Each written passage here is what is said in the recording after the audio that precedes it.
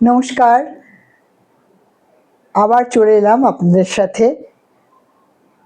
আপনাদের নিয়েই আমার পরিবার।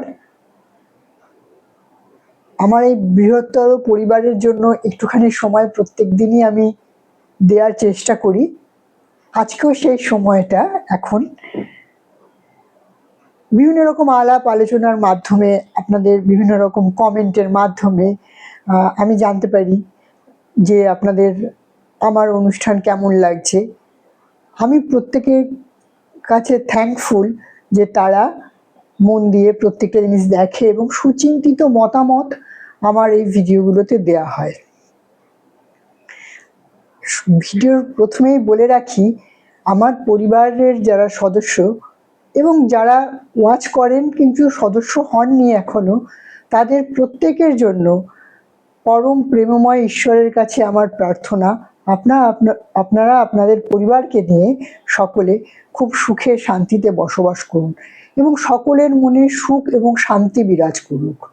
এই প্রার্থনা আমার প্রত্যেকের জন্য, আমি যাদেরকে চিনি তাদের জন্য, যাদেরকে আমি চিনি না তাদের জন্য। আজকের টপিকটা অন্য দিনের মতোই নানান রকম, যেরকম প্রত্যেক দিনই আলাদা আলাদা টপিকে কথা বলি, আজকের টপিকটাও একটু আলাদাই। আমাদের ছেলেবেলায় বিশেষ করে মেয়েদের কথা বলছি, যে তাদেরকে মায়েদের এবং বাড়ির অন্যান্য পরিবারের সদস্যরা তাদের মাথায় একটা অদ্ভুত, কি বলবো, একটা মানচিত্র এঁকে দেয়। মানচিত্র বলতে পারেন বা কিছু ধারণা এঁকে দেওয়া হয় তাদের মাথার মধ্যে, যে আমাদের কাছে এখন মেয়ে আছে, খাচ্ছে দাচ্ছে ভালো, ঠিক আছে, যা খেতে চায় সব খাওয়াবো, যা পড়তে চায় সব দেব, শ্বশুরবাড়িতে গিয়ে কি পাবে কি পাবে না সেই চিন্তা করা হয়। এই চিন্তাটা না, জানেন তো, খুব খুব খুব খারাপ।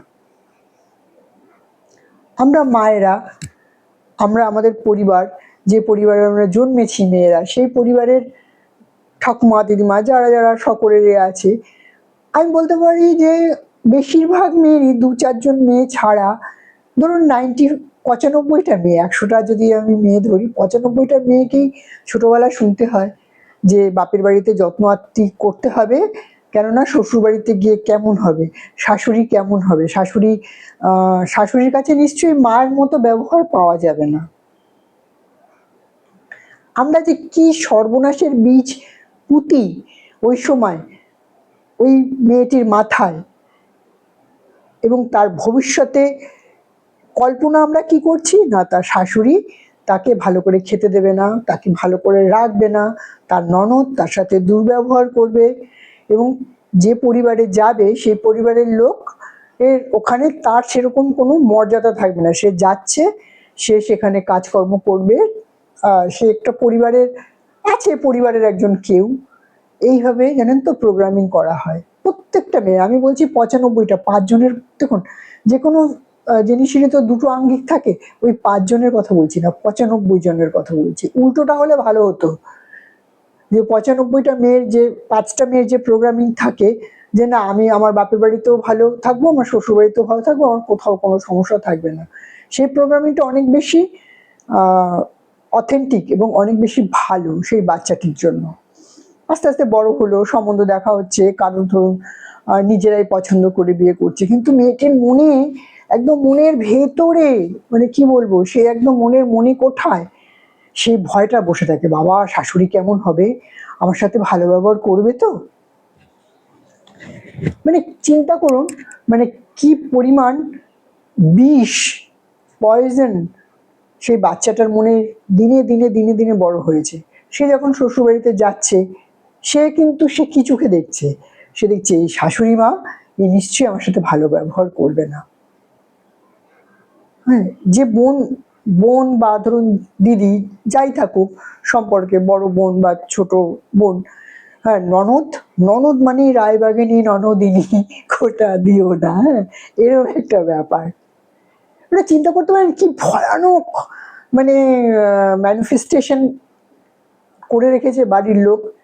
অদ্ভুতভাবে 95টা মেয়েই এই অসুবিধে শিকার হয়। ওই 5টা মেয়ে শিকার হয় না কেন জানেন?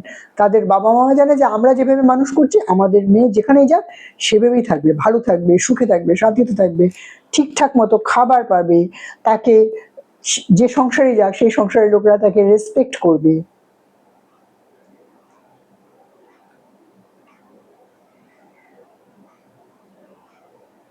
এই জিনিসটা থেকে আমরা কিন্তু বেরোতে পারি। 5জন যেহেতু আগে এগিয়ে আছে, সেই 5জনের ফলোয়ার হিসেবে আমরা এইভাবে ভাবতে পারি, যাদের মেয়ে সন্তান আছে তাদের কথাই বলবো। বা আবার উল্টো কথাও আছে, যেমন ধরুন ছেলের বউ আসবে, সে কি আর দেখবে ভালো করে, সে কি আর সুন্দর করে রাখবে আমাদেরকে, সে তো ছেলেকেই কবজা করে নেবে। আমরা কি, আমরা সব বা ধরুন বোন ভাবছে যে আমার ভাইকে তো কবজা করে নেবে। কেন কবজা করে নেবে? তোমার ভাই তোমার, তোমার ছেলে তোমার, যে নতুন তোমার সংসারে এসছে সেও পরিবারের একজন সদস্য। এই যে গন্ডগোলের বীজগুলো, এগুলো কিন্তু আমরাই পুঁতে রাখি, মানে আমাদের পরিবার আমাদের ভেবে পুঁতে রেখেছে। তার আগের জেনারেশনে তারাও ওইটা পেয়ে এসছে। এই জেনারেশনের পর জেনারেশন এই অভিশাপ ক্রমাগত চলতে থাকে, জানেন তো, রাউন্ড রাউন্ড রাউন্ড রাউন্ড। ঠাকুমা পেয়েছিল, মা পাচ্ছে, ধরুন আমার কথা বলছি, আমি পাচ্ছি, আমার সন্তান, মেয়ে সন্তান বা ছেলে সন্তান যেই থাকুক সে পাচ্ছে। রোল হচ্ছে, রোল হচ্ছে, রোল হচ্ছে। এই রোল থেকে আমাদের বেরোতে হবে। আমাদের এইখানটাকে একটা, আমরা না এই জায়গাটা যা সেট করব, যেভাবে সেট করব সেইভাবেই আমাদের জীবন চলবে। এটা অদ্ভুত, জানেন তো, রহস্যময় ব্যাপার। কিন্তু কোনো রহস্য নেই, অনেক রহস্য কিন্তু কোনো রহস্য নেই, শুধু এই জায়গায় সেটিং। এই জায়গায় সেটিং এর জন্য যাদের দুটো পা নেই এরকম লোকও সাঁতরে কিন্তু সাগর সাঁতরায় এবং উইনার হয়, মেডেল পায়। আমরা কিন্তু, আমাদের কাছে ভুরি ভুরি উদাহরণ আছে, তা সত্ত্বেও আমরা সেই উদাহরণের মধ্যে থেকে যেতে খুব একটা ইচ্ছুক নই। আমরা সেই আদ্যিকালের বদ্যি বুড়ি সেই জায়গায় পড়ে আছি। আমাদের একটু নতুন করে ভাবার সময় এসছে, আমরা পজিটিভ থিঙ্কিং করব যে আমার যদি পুত্রবধূ, সে আমাকে যত্ন আত্তি করবে, আমি আমার পুত্রবধূকে সম্মান করব, আমার পুত্রবধূর যা প্রাপ্য আমি তাকে সেটা দেব, আর আমার যেটা প্রাপ্য তার থেকে সম্মান, যত্ন, আত্তি সেটা আমি নেব। আমার বাড়ির মেয়ে যারা রয়েছে তাদেরকে আমি শেখাবো যে এ পরের বাড়ির মেয়ে নয়, এ আমার বাড়ির বউ। পরের বাড়ির মেয়ে নয়, আমার বাড়ির বউ, এই কথাটা বাড়ির মেয়েদেরকেও বোঝাতে হবে, বাড়ির যে গৃহিণী তারই এটা কর্ম।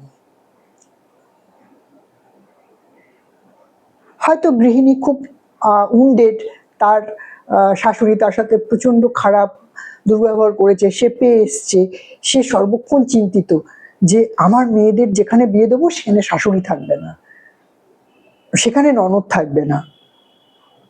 একটা কথা আমরা জানি, যদি যাই বঙ্গে কপাল যাবে সঙ্গে, কথাটা পজিটিভ ভাবেই লেখা হয়েছিল, কেন বঙ্গ সুফলা, মানে সুফলা, সেখানে এলে সব কিছু পাওয়া যায়। কিন্তু সেইটাকেও আমরা নেগেটিভ ভাবে ব্যবহার করি, কি না আমরা যেখানে যাই আমাদের কপাল সঙ্গে যাবে, আমাদের খারাপ কপাল। কেন আমরা এইভাবে ভাববো না? আজকে থেকে আমরা আজকে অন্যভাবে ভাববো। আমরা ভাববো যে আমার মেয়ের যেখানেই বিয়ে হোক সেখানে সে সুখে থাকবে, শান্তিতে থাকবে, সেই পরিবারের প্রত্যেককে, আমার কন্যাকে রেসপেক্ট করবে, আর আমার কন্যাও সেই পরিবারের প্রত্যেকটা লোককে সুন্দরভাবে তাদেরকে মেনে মানিয়ে তাদের সুবিধে অসুবিধে দেখবে, তারা যেমন আমার মেয়ের সুবিধে অসুবিধে দেখছে। এত সুন্দর একটা সমীকরণ আমরা ভুলে গিয়ে আমরা কি না, ননদ আমার সাথে খারাপ ব্যবহার করবে, শাশুড়ি আমার সাথে খারাপ ব্যবহার করবে, পুত্রবধূ সে আমার ছেলেকে আমার থেকে আলাদা করে নেবে, এইসব নেগেটিভ থিঙ্কিং করে করে করে আমাদের জীবনের মালাগুলো, পুঁতিগুলো গাচ্ছি। কি গাচ্ছি? পুঁতি, পুঁতি গাচ্ছি। যদি পুঁথি গাঁথতেই হয় তাহলে মালার যে পুঁথি সেটা যদি গাঁথতেই হয় তাহলে প্রত্যেকটা পুঁথিতে মুক্ত, মণি, মাণিক্য, হিরে গাঁথবো এক এক পর। আমি বলবো পজিটিভ থাকুন, পজিটিভ চিন্তা করুন, পজিটিভ ভাবে চলুন, নিজে চলুন, সন্তানদের শেখান।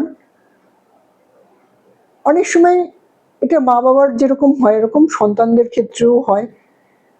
তাদেরও, যারা মানে আমাদের মতো বয়সী হয়ে গেছে সন্তান, তাদের কথা বলছি, প্রত্যেকেরই নিজের বাবা মা যদি ওল্ড চিন্তাধারাতে চলে, তাদেরকে আস্তে আস্তে অল্প অল্প করে গল্পের মাধ্যমে বুঝিয়ে যে না, পুত্রবধূটি তোমার মেয়ে, আমি তো মেয়ে আছি, আমি তো পালিয়ে যাচ্ছি না, আমি কোথায় যাব, আমি তোমার মেয়ে, আমি তোমার পেটে জন্মেছি, আমি তোমার কাছেই থাকবো। মা যদি অবুঝ হয় তাহলে মাকে এইভাবে বোঝানো, যদি মেয়ে অবুঝ হয় তাহলে মা মেয়েকে বোঝাবে যে না, এ আমার বাড়ির বউ, এ পরের মেয়ে না, পর বলে কিছু হয় না। এইভাবে আমরা আস্তে আস্তে আস্তে যদি চেষ্টা করি না, জানেন তো, এই যে ম্যানিফেস্টেশন করা, খারাপ জিনিস, খারাপ জিনিস বলে না, খারাপ ভাবলাম তাড়াতাড়ি হয়ে গেল, ভালো ভাবলাম হলো না, ভালো হয়, আমরা ভালোটাকে খেয়াল করি না, জানেন তো, মন্দটাকে বিশাল বড় গুরুত্ব দিলাম। আমরা নতুন করে একটু ভাবি, আমাদের সংসার সুখের হোক, আমরা পরিবার নিয়ে সকলে সুন্দরভাবে থাকতে শুরু করি। আবারও বলছি, পজিটিভ ভাবুন, পজিটিভ ভাবে চলুন, জীবনে ইচ অ্যান্ড এভরিথিং পজিটিভ হবে। ভগবানের দুয়ারে একটু দেরি হতে পারে, কিন্তু অন্ধকার নেই, সেখানে আলোই আলো। ভালো থাকবেন সকলে, আবার অন্য একটা ভিডিওতে আসবো। আজ এখানেই শেষ করছি, আবার দেখা হবে আমাদের। নমস্কার।